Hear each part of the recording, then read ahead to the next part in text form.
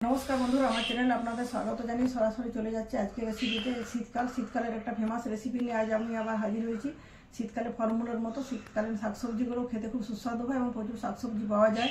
যেহেতু শীত থাকে সেজন্য শাকসবজিতে কীটনাশক কম দেওয়ার প্রয়োজন হয়, সে কারণে সবজিগুলো খুব টেস্টি হয় আর ওদের তাপটাও কম পায়। তো বন্ধুরা এই শাকসবজিগুলো দিয়ে আমি বানাবো ভেজ টু বানানোর জন্য কোনো বাধ্যবাধকতা নাই যে আপনি কী সবজি নেবেন বা কী নেবেন না। আপনার পছন্দ মতো বা বাড়িতে যেসব সবজি থাকে সেগুলো দিয়ে আপনি স্টুটা বানাতে পারেন। আমি আজ ভেজ টু বানানোর জন্য নিয়েছি, দেখুন এখানে ফুলকপি, এখানে নিয়েছি বরবটি, গাজর, ক্যাপসিকাম, আলু, বিনস, আর এখানে আছে সিম, আর এখানে নিয়েছি পেঁপে। এগুলো আমার নিজের পছন্দ মতো কেটে নিয়েছি, আপনি আপনার পছন্দ মতো বুঝে সুঝে কেটে নেবেন। আর এখানে নিয়েছি টমেটো, একটা বড় সাইজের টমেটো টুকরো করে কেটে নিচ্ছি। আর এখানে আছে গোটা গরম মশলা, লবঙ্গ, এলাচ, দারুচিনি, আর এখানে গোলমরিচের গুঁড়ো। তো চলুন বন্ধুরা আমি স্টু বানানো শুরু করছি। প্রথম থেকে শেষ পর্যন্ত আমার সাথে থেকে ধৈর্য ধরে ভিডিওটি দেখতে থাকুন। তো বন্ধুরা দেখুন স্টু বানানোর জন্য গ্যাসের ওভেনে বসে দিচ্ছি কড়াইতে নিয়ে নিয়েছি আমি 1 চামচের মতো সাদা তেল। আপনি চাইলে এখানে বাটারও নিতে পারেন, আমার বাড়িতে বাটার নেই তাই দিতে পারলাম না। তেলটা একটু আগে থেকে যেহেতু বসিয়েছিলাম গরম হয়ে গেছে। গরম তেলের মধ্যে দিয়েছি লবঙ্গ, এলাচ, দারুচিনি। এলাচের মুখটা ফাটিয়ে নিয়েছি।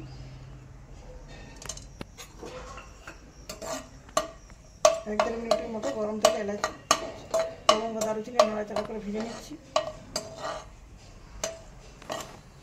খুব সুন্দর একটা ফ্লেভার হচ্ছে। এরপর আমি যে সবজিগুলো কেটে রেখেছি সবজিগুলো আস্তে আস্তে এখানে দিয়ে দিচ্ছি।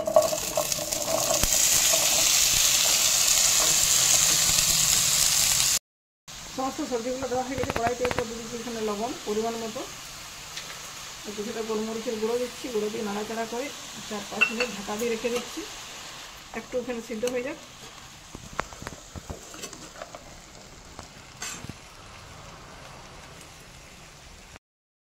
তো বন্ধুরা 3 মিনিট ঢাকা দিয়ে ভাপিয়ে নিয়েছি। এরপর এখানে দিয়ে দিচ্ছি একটু আদার রস,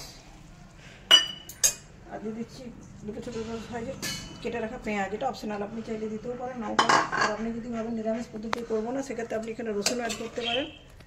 সেটা নাড়াচাড়া করে আর 1-2 মিনিটের মতো কড়াইটাতে রান্না করে নিচ্ছি। তারপর একটা প্রেসার কুকারে দিয়ে দেবো, তার আগে একটু জল অ্যাড করবো।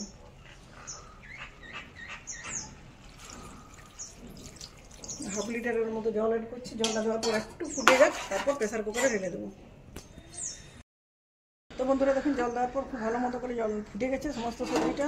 এরপর একটা প্রেসার কুকারে তুলে নিচ্ছি। তুলে নেওয়ার পর 2টো সিটি দিয়ে ফিরে আসছি। দেখুন বন্ধুরা সবজিটাতে 2টো সিটি দেওয়া হয়ে গেছিলো, সব সবজিটা কি সুন্দর সিদ্ধ হয়ে গেছে। এরপর এখানে আমি নারকেল কুড়িয়ে নারকেল থেকে যে দুধটা বার করে রেখেছিলাম সে নারকেলের দুধটা এখানে দিয়ে দিচ্ছি। যখন বানাই তখন বাড়িতে বাটার ছিল না, পরে বাটার নিয়ে এসেছি, বাটারও দিয়ে দিলাম 1 চামচের মতো। আর দিয়ে দিচ্ছি গোলমরিচের গুঁড়ো আরেকবার। আপনি চাইলে গরম মশলা দিতে পারেন, যেহেতু গোটা গরম মশলা দিচ্ছি আমি আর গরম মশলা অ্যাড করছি না। সেটা দিয়ে 1 থেকে 1.5 মিনিটের মতো আরেকটু রান্না করে নিচ্ছি, তাহলে আমার ভেজ টু রেডি। তো বন্ধুরা দুধ, বাটার আর গোলমরিচ গুঁড়ো দিয়ে আর 1-1.5 মিনিটের মতো রান্না করে নিচ্ছি। একটা বাটিতে সার্ভ করছি। দেখুন কি দুর্দান্ত হয়েছে দেখতে। শীতকালে এই ধরনের সবজি দিয়ে ভেজ টু বানিয়ে খাবেন, খেতে দুর্দান্ত লাগে। নর্মালি রুটির সাথে খেতে খুবই ভালো লাগে। নর্মালি রুটি, তন্দুরি দুটো দিয়ে ভালো লাগে। আর আপনি যদি ছোটো বাচ্চা বা কাউকে খাওয়াতে চান সেক্ষেত্রে গোলমরিচের গুঁড়োটা নাও দিতে পারেন, সবজিটা দিয়ে খাওয়াতে পারেন। আর অনেক ক্ষেত্রে আবার সবজিটা পেস্ট করে কোনো ছাঁকনিতে ছেঁকেও দিতে পারেন। তো বন্ধুরা আমার ভেজ টু রেসিপি কেমন লাগলো কমেন্ট করে জানাবেন। যদি ভালো লাগে ভিডিওটিতে লাইক শেয়ার করবেন। চ্যানেলটি সাবস্ক্রাইব করে না থাকলে অবশ্যই চ্যানেলটি সাবস্ক্রাইব করে পাশে থাকা বেল বাটন অন করে দেবেন আমার চ্যানেলের সমস্ত ভিডিওর আপডেট পাওয়ার জন্য। আজকের মতো এই পর্যন্ত, পরের দিন দেখা হবে নতুন কোনো রেসিপির সাথে। ধন্যবাদ।